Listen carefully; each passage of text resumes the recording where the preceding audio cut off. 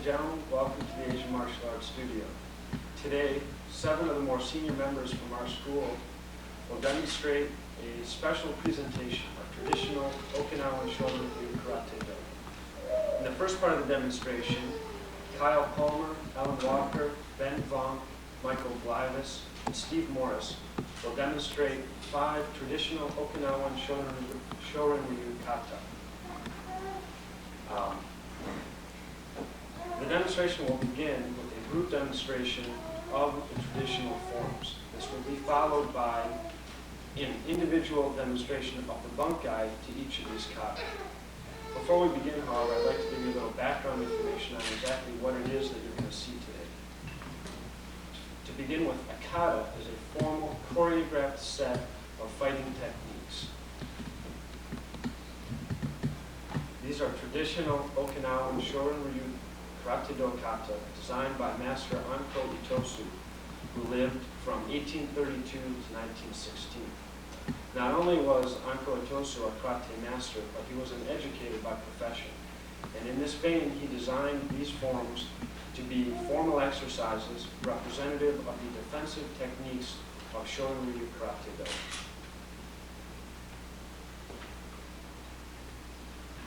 These forms are not only meant to be representative of some of the techniques from this style, but they're, again, instructional and will lead the dedicated student onto the more advanced Kuzanku forms. These and all kata can be practiced alone, which make them an ideal tool for training. At their most basic level, the kata teach the intrepid students about balance, coordination, speed, power, and movement. At the most basic physical level, they teach individual techniques.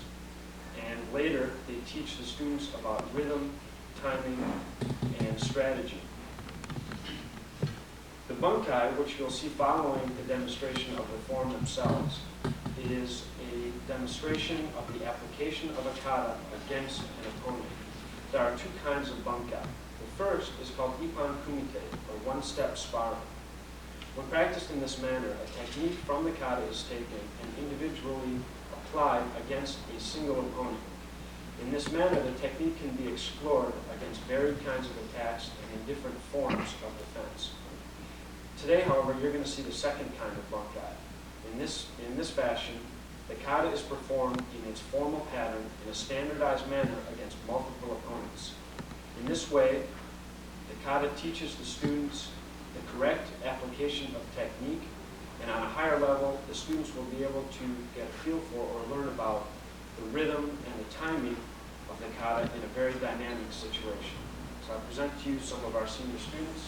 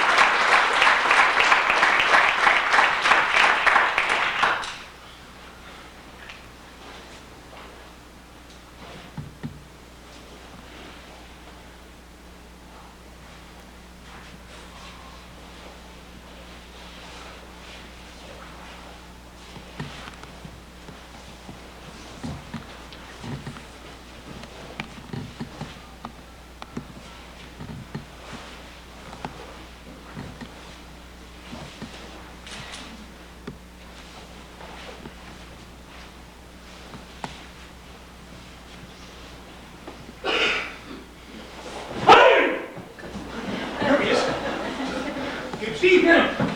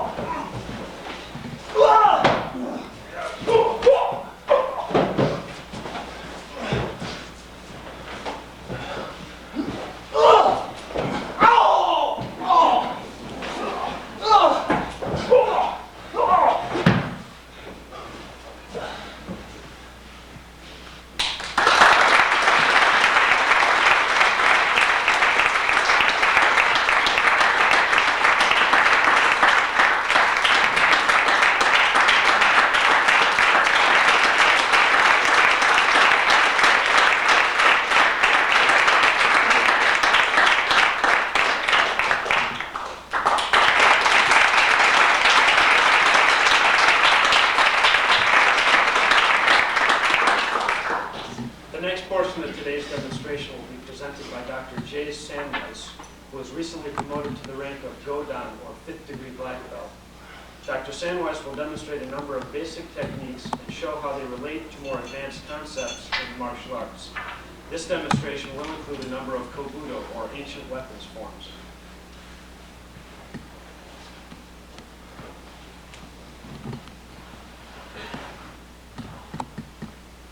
Good afternoon. Before I begin my demonstration, I would like to take a brief moment out to thank my teacher, Carl Scott. For those of you who don't know, Mr. Scott is the director of the Asian Martial Arts Studio. He has been my teacher and friend for almost 20 years. And I feel that a lot of the success I've had in the healing arts and in the martial arts are a large part due to his teaching. Mr. Scott has always emphasized with the students in the school that you must take your martial arts and apply them to the rest of your life. And fortunately, that's worked out in my case, and I see it happening all the time with the other students. I have traveled to many different dojos or schools in this country and in other countries in the world, and I think I can say without hesitation that Mr. Scott is truly one of the great martial artists of our time, and I think we're really lucky to have him here teaching in Ann Arbor. I just want to say thank you, Sensei Scott.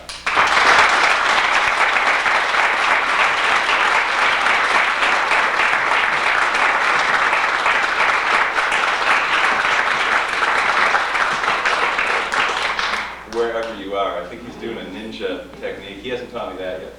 But I don't know what it is. Okay, you just witnessed, I thought, an excellent demonstration of bunkai, or application of techniques done from the 5 classical Okinawan Pinan katas. If you take kata and you break them down even further into their component parts, you will see that pretty much what they are a series of basics. And with basics, you have stances. You saw people in a cat stance or a front stance. You had blocks that you saw, blocking techniques. You saw striking techniques, punches, chops, etc. When a student begins in the martial arts, like in any other art, they have to learn basics. If you start music, you have to learn notes, and then from notes you learn melodies, and from melodies you learn to play songs. Likewise, in the martial arts, when you first begin, you learn a series of basics, very, very rudimentary basic techniques, and you continue to practice these throughout your entire training, on to the highest levels of black belt. When a student starts in this school, they usually learn a blocking drill in which there are 6 basic blocks taught, and they do these over and over again in order to get the form and the perfection of technique down, clean, efficient technique. As you progress, you begin to apply these techniques in more advanced ways. You work with partners, you work on timing, speed, distancing, and all the other components to make your technique effective. What I've chosen to do for my demonstration today is I've taken 3 basic blocks that you learn at the white belt level. These are the circle block, the cross block, and the lower block, and I want to show how this becomes a progression from white belt on up, how the same block you learned as a white belt becomes more and more sophisticated, more and more advanced principles are applied, till eventually you're doing things that look somewhat spectacular, but really it's always been a steady growth and evolution up to that technique. So I will show, first in my demonstration, some blocking techniques. I will show white belt techniques, and I'll show a series that progress up to more advanced black belt techniques. These will be done slowly once, as you saw in the bunkai, so you can see the technique, and one at a more fighting speed. The second part of my demonstration will be to show how these same blocks apply to weapons work, and I'm going to demonstrate the 2 classical Okinawan warrior weapons, the bow and the sai, and show how these same blocks can be used and extended into weapons. Finally, in the last part of my demonstration, I'm going to demonstrate a bow form called Tokumina no Kun, or the fighting bow of Tokumina. Helping me today with my demonstration is Mr. Klasa, and I greatly appreciate his help, and I think everyone here does. These people who help and participate in these demonstrations are called ukes, or uke-desh. And basically, they take a lot of hard falls, and they do a lot to make the person performing look good. And as they say in Japan, value and cherish your uke, because he can make you look good. So I'm hoping that with all of our practice that he will make me look good. Okay. Starting out with basic circle block, just the block itself. Slowly, white belt basic. Yes! Next, simultaneous block. Yes! Using the principle of entering with the block. Hup.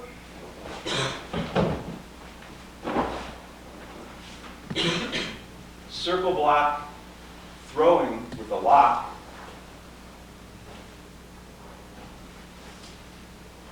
Hup.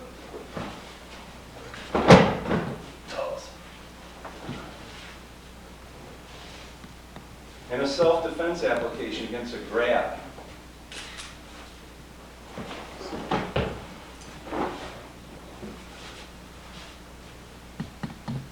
Next technique I'll do is cross block. Same basic emphasis from the beginning technique of just a basic counter to more advanced techniques.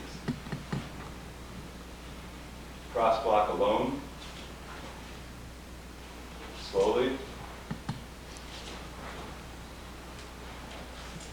Yassa! Simultaneous block and punch. Hup. Stepping off to the side.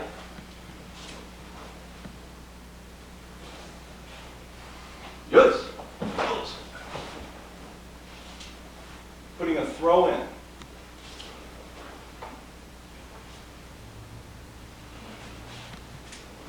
Hup.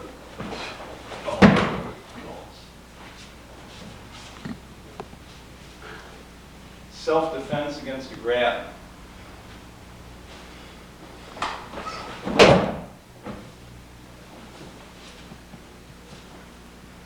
Last block, the lower block, which can be used against a middle strike or a kick. You just saw the 5 pin-on katas perform. At more advanced levels, you learn a form called the pasai dai kata.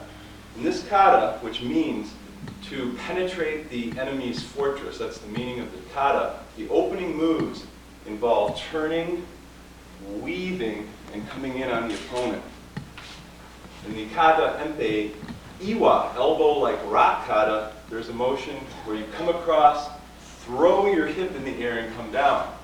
If you combine this weaving motion and this hip power, you'll see how some of the more advanced techniques are applied with the lower series.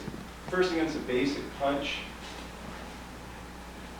against a kick to the outside, the inside. You can even use your lower block as a strike. Okay, moving on to the grabbing and catching.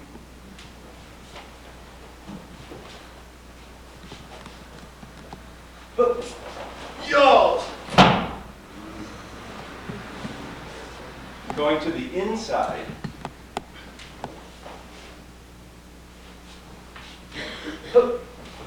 Awesome. Yeah. And finally, a self-defense situation against a grab using your lower block.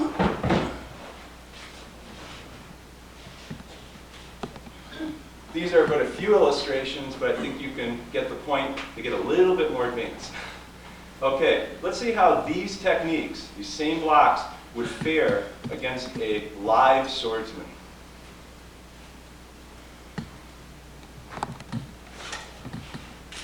Lower block.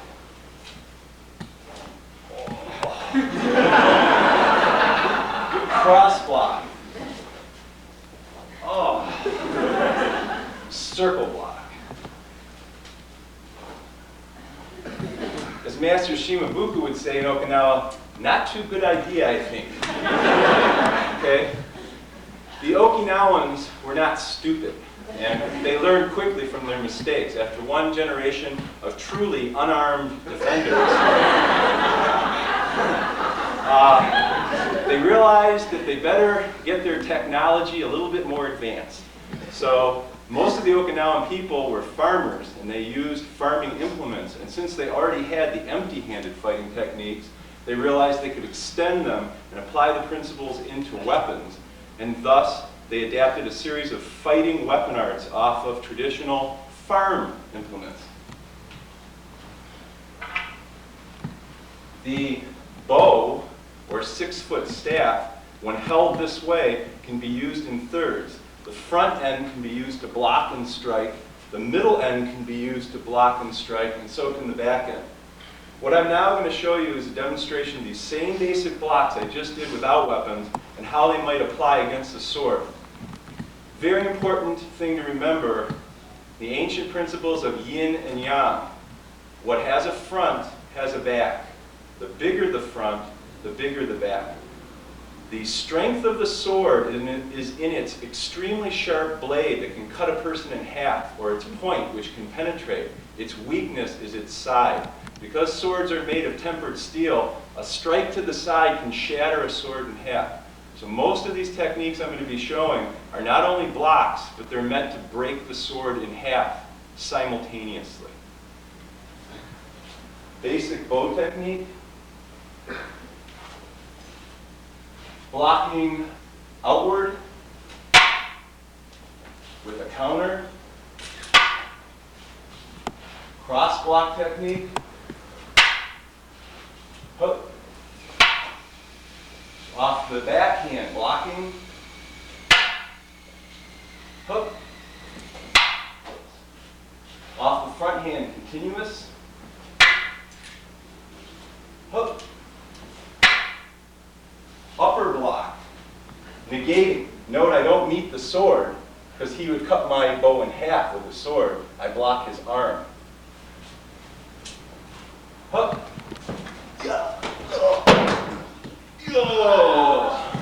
Okinawan tickle torture. Finally, lower block.